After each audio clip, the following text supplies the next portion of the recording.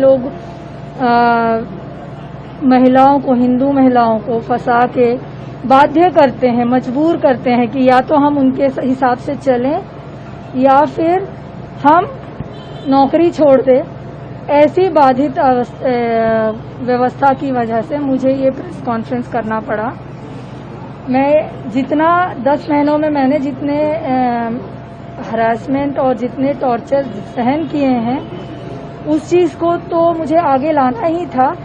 Plus मुझे ये जागृति देनी है कि औरतें अगर हिंदू हैं तो हमें कम से कम ये तो कुछ स्टेप्स लेने चाहिए कि हम उनके प्रोटेक्शन के लिए।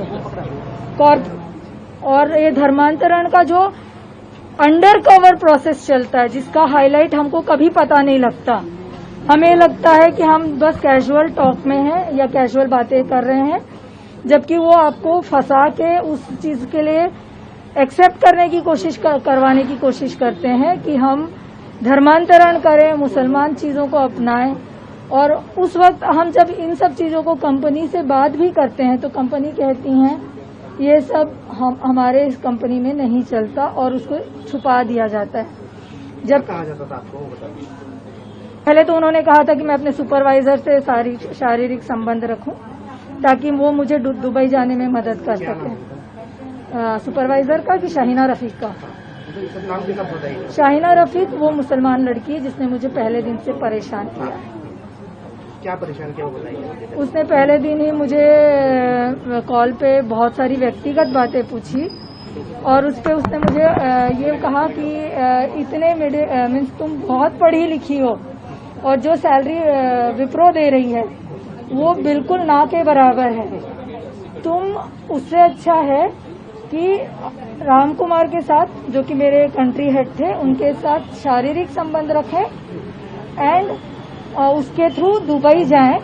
दुबई में मेरे साथ बहुत शेख पहचान के हैं, तो उन शेख के साथ, उनमें से किसी एक के साथ मैं आपकी शादी करवा दूंगी।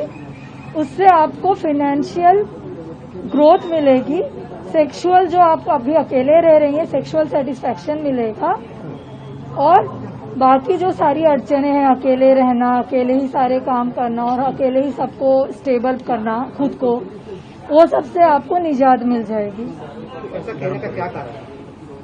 अब मुझे नहीं पता, ये प्लीज शाहिना से बोलो। मैं भी शायद पहले तो मैंने भी सोचा था कि शायद ये कैजुअल टॉक है और मुझे ये किसी से कहना नहीं चाहिए। कोई पुलिस कंप्लेंट दर्ज हुआ है? कल कंप्लेंट दी है, एफआईआर के लिए आज बुलाया है। उन्होंने कहा हम इन्वेस्टिगेट करेंगे और उस पर फिर एफआईआर दर्ज की जाएगी। आपने विप्रो से इस बारे में कोई संपर्क किया, कुछ मेल वगैरह या? हाँ जी, 24 अप्रैल 2026 को भी हमने इस मुद्दे को फिर से उठाया मेरे रेजिग्नेशन के बाद कि आप मुझे कारण दीजिए कि आपने मुझे क्यों निकाला है। मेरा क्या, या तो मेरा जॉब पे कुछ गलती होगी इसकी वजह से निकाला है, या फिर मेरे बिहेवियर में गलती होगी जिसकी वजह से निकाला है। और अगर सिर्फ और सिर्फ ये बात है कि वो कहते हैं कि मैं मुसलमान समाज के अगेंस्ट कुछ बोल रही हूँ, इसकी वजह से निकाला जाए, तो एक पक्ष में तो बात एक ही हाथ से तो नहीं होती ना। आप भी बात कर रहे हैं तभी मैं उसका प्रत्युत्तर दे रही हूँ।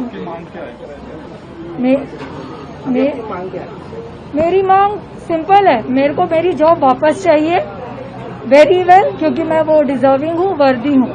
इलीगल टर्मिनेशन था, मैंने बार बार कहा है।